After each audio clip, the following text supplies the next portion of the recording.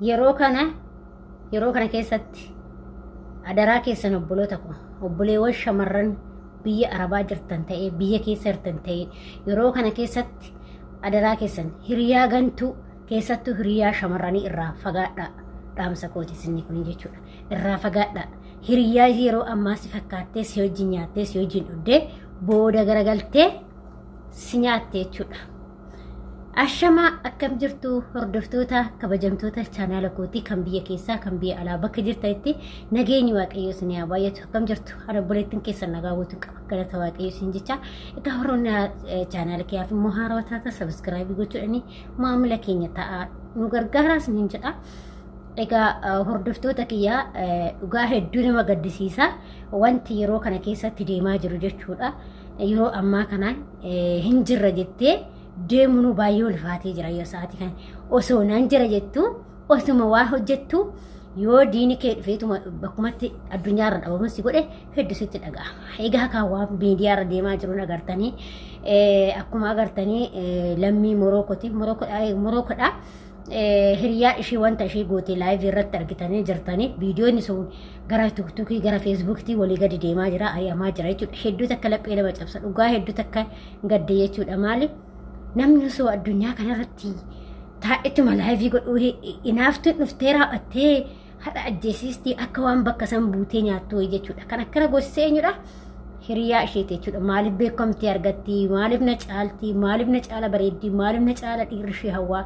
Maaliif anaan dhiirri na nawwidee yookiin immoo akka ishiisan maaliif hin ta'anii ani akkamittan beekumsi akka ishee argadha jettee hiriyaa ishee lubbuu ishee baasiste jechuudha. Dhiiratti ergitee ajjeesanii rasaasanii ajjeesanii bakkumatti laayivii irratti ajjeesanii jechuudha. Inna viidiyocha sana argartanii jirtan maaliif gaafa asirratti filmoo rakkina qabaa waan ta'eef waan akkasii sun gaarii miti.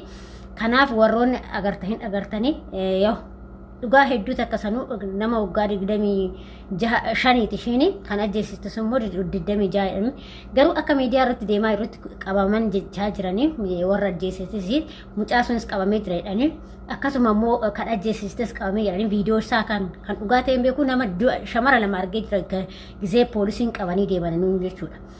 Innaa wanta kana immoo irraa fagaadha adaraa keessan obboloota koo adaraa keessan hiriyaadha jettee ana shamaraa tanarraa jechuudha. Si shamaraa tanarraa walirraa fagaadha keessattuu yoo hiriyaan baafadhatte hiriyaa dhiiraa baafadhu akka obboleessa keetii akka obboleetti keetii kasii ta'u hiriyaa dhiiraa si bisha hiriyaan shamarranii badduudha ana wajjumaanuu dabalatee jechuudha. Anuma shamarranii kana dabalatee shamara waan taateef hundi keenya shamarra waan taateef kanaaf hiriyaa shamarranii irraa fagaadha hundi keessanuu hiriyaa shamarranii irraa fagaadha. Hiriyaan baafatin hiriyaan kee sa'aatii kana keessatti hiriyaan kee abbaa manaatii fi moobaayilii kana qofa. Si jammar moobaayilii kana qofaadha hiriyaa kee godhadhu. Kan wajjin haasoftu kan rakkina kee itti furattu kan waa hunda kan boqonnaatti argattu kana qofaadha. Yeroo ammaa hiriyyuma jedhanii iyyuu hin xiqqeenya. Dhugaas hin jedha hiriyaan kee isa kana qofa. Haga gaafaatti bultii godhattee abbaa manaa keessan wajjin teessutti jechuudha. Gaafa abbaa manaa godhatte abbaa manaa kee hiriyaa keetii abbaa manaa keetii akka barbaadde isa waliin waan gaaris waan badaas dabarsite malee hiriyaan jireenya keessa diiddii bultii si diiddii lubbuu teessi baasistii sitti inaaftii osoo si wajjin nyaattu odoo sirraa nyaattu garagaltee si nyaatti. Hiriyaan nyaattudha hiriyaa inaaftudha. Kanaaf hiriyaa irraa siqaa.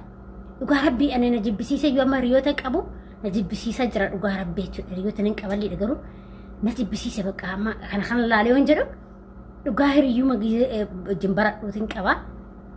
Isuma isa laalee bakka na jibbisiisaa jira dhugaa waaqaa ijoollee waan qoosatii miti rabbi waanuma bakka kana yoo laalee jechuudha. Edaa namatti maxxanuun edaa bakka ani hiriyaa sin baafadhu hiriyaa sin barbaadu ammaa booda bakka hiriyaan kee hiriyaa dhiiraati bakka hiriyaa dhiiraan dhiirri dhugaa rabbii dhiirri kun yaada jenna malee dhiirri akka nuyi kana garaan jabaatu nuti gira ijoolleen keessattuu shamarran kun dubartiin kun inaaffaa nuti qabnu inaaffaa miti daangaa darbeera inaaffaan keenya jechuudha. Rabbi akkam abbaa manaa karaa jaalatteetna akkam ishiin bultee akkanaa godhatti jenna keessattuu hiriyaa gaarii ati gaafa qabattu akkam ishiin hiriyaa gaarii qabatteettee tubasitti garagalti kamata ijoon dura haasoftee waan jettu kanatu ishiin sitti garagaraa jechuudha. Kana nuti badduudha jechuudha. Nuti hiriyoonni shamarranii kun badduudha. Kanaaf hinaaffaa qabna shamarran hundi isheetu hinaaffaa qabna. Kan hin qabu jettu yusabdi sitti naafti. Shamarran moo walitti naafna dhugaa rabbi sin jedhina naafti. Kana naafti. Kanaaf irraa fagaadha. Hiriyaan baafatina kaasee ammaan booda ani hiriyaa shamarranii hin barbaadu.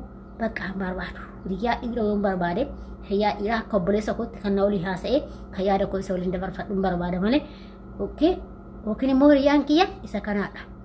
Anaan booda hin barbaadu bakka anaan boodatti jechuudha. Taga abbaa manaa kiyya dhaqee abbaa manaa kiyya jala gootti jechuudha. Kanaan booda hiriyaan kiyya bakka moobaayilii kiyya jechuudha. Kanaan booda hiriyaan fedhu. Maaliif si garagaltee si nyaatti sitti inaafti lubbuu kee baafti maasii gooti reeriyaan maasii gooti ijoolleen dhiiraa beekanaa miti akka keenya kana garaan jabaatanii barisaan dhugaa rabbii nuti garaa laafneen yaada badduudha akka dubartiin jirtu dubartiin badduudha dubartii jechuudha. Maal kana caaluu galaafate eenyudha? Haa caaluu kan galaafate eenyu? Kana caaluu galaafate dubartii miti. Kanaaf dubartii irraa fagaadha. Kanaaf dubartoonni gisee baay'ee hin deddeebi'a waan akkanaa kun baay'ee deddeebi'a jechuudha.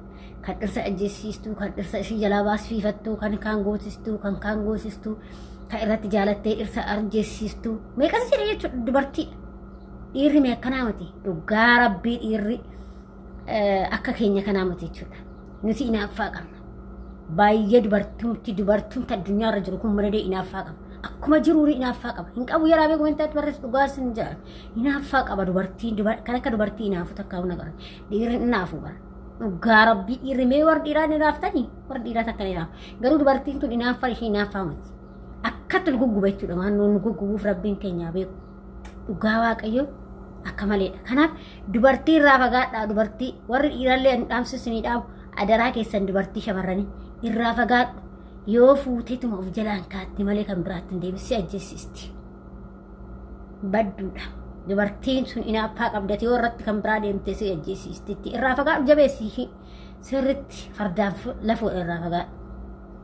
Kanaaf dubartiin badduudha. Kan akka nuyi garaa jabaatu hin jiru. Warri dhiiraa bee garaan isaanii yaada hin jabaatan malee garaan isaanii laafoodha. Waan akkanaa irratti laafoodha isaan. Dhugaa rabbii jechuudha. Kanaaf walumaa galatti maal jechuun barbaade tananii baay'ee nama gaddisiisa kan isheen akkas goosisiiste suni hedduu nama gaddisiisa dhugaa rabbii bada nyaattee tuun qufne taphattuu tana yoo viidiyoo ishee jala seentanii ilaaltan hedduu takka nama garramte jechuudha hedduu takka bakka hay addunyaa tana osoo jirtu osoo laayivii irra jirtu akkas goote jechuudha. Irraa hin baajettee barri irraa hin baajettee kaateetii odoo laayivii karraa hin baajettu boodammoo banii qoy xiqqoo ishii tureetteen beekattee jirtu doolaallee baate erga shiidhaa erga kutattee fi ishee doolaallee baate hin dhiyeessistu jechuudha bara hin dhiyeessistu duuma irraallee kan baate ta'eeti hin dhiyeessistu isheen jechuudha baga achirrattuu duute maaliif addunyaan agarteerti akka inaaffan namni dubartoonni akka inaaffaa qaban addunyaan illee agargeera jechuudha. Kanaaf hedduu nama gaddisiisaa waaqayyo lubbuu shaamaru baay'ee tokko garaana nyaatte jechuudha. Diqiiqaa takka keessatti lubbuun namaa edaa akkuma shunkurtii baati yoo kanaaf adaraa keessan hiriyaa gantuu irraa fagaadha. Adaraa hiriyaa kanarraa fagaadha. Hiriyaa shamarranii irraa fagaadha. Dhugaa rabbiis hin jedha hiriyaa shamarranii sirriitti irraa fagaadha. Ijoolleen dhiirallee ijoollee shamarraniillee kophaa keessan jiraadha. Ammaan booda kophaa malee dubbiin diddee jirti waan taateef kophaa jiraadha. Hundi keessan hin baafate hiriyaa kee. Hiriyaan kee moobaayilii keetii, obboleettii keetii, obboleessa keetii kanaan booda abbaa manaa keetii kanaan booda hin jiru jechuudha. Maatii keetii. Kanaan booda hiriyaa biraan baafadhatteetu yaadin jechuudha. Kanaaf hiriyaa shamarranii irraa fagaadha. Sanuu irra caalatti hiriyaa shamarranii irraa fagaadhu baay'isiiti. Hiriyaa shamarranii badduudha. Dhugaa si wajjin nyaattee garagaltee si nyaattee jechuudha. Maali inaaffaa qabdi waan ta'eef asuma jetti si fakkaattee raattee to'atama abbaa manaa gaarii qabattee bultii gaarii qabattee jireenya kee bareedda jiraattee shuba si ala garagalee lubbuu kee baasa jechuudha. Kanaaf irraa fagaachuu yaada. Dhugaa rabbii irraa fagaadha. Baay'ee tokko garaana nyaatte dhugaa waaqayyoo jechuudha. Osoo jettee laayivii waraabdu sekondumatti bakkuma kanatti yoo dhabamtu hedduu takka laphee nama caba jechuudha. Dhugaa waaqayyoo. Mee amma bakka ishii sanbuutee nyaatti moo bakka ishii sanbuuti moo ani maal isheen achuma keessa hidhuma keessa teechi yoo kan teechus ta'e yoo itti kan faradamus ta'e yookiin teechi malee bakka ishii san hin buutu. Maal ta'amee namni jireenya olii maalumaaf jireenya addunyaa xiqqishuu tanarratti wal qabne jiran bakkuma hundaa ilmi namaa kun wal qabaa bara Itoophiyaa qofa jennaa yoo beera Itoophiyaa miti bira bakkuma hundaa Arabam tutunu beebano nuti sarratanya tanam yo tikishu mamalkin tenya adatte nu jala to yo ko bana gari panen jala tan jolle bara akkanne bukanne mina mama akkatte nama jibba duga ba itu ko ngadde wa kajon debbu shi amaru adara wanne sini fagge shamarran ra fagada jolle shamarran ra fagada riyam ba ya shamarranin ba fatin nagata fayata heddan kadisisa bayin ngadde duga wa bayi tokko لبي نتابع جزء أكشين أتي رصاصني استراكو تامي أكستاسو سان الدنيا تكشوف أنا رتول جبوبة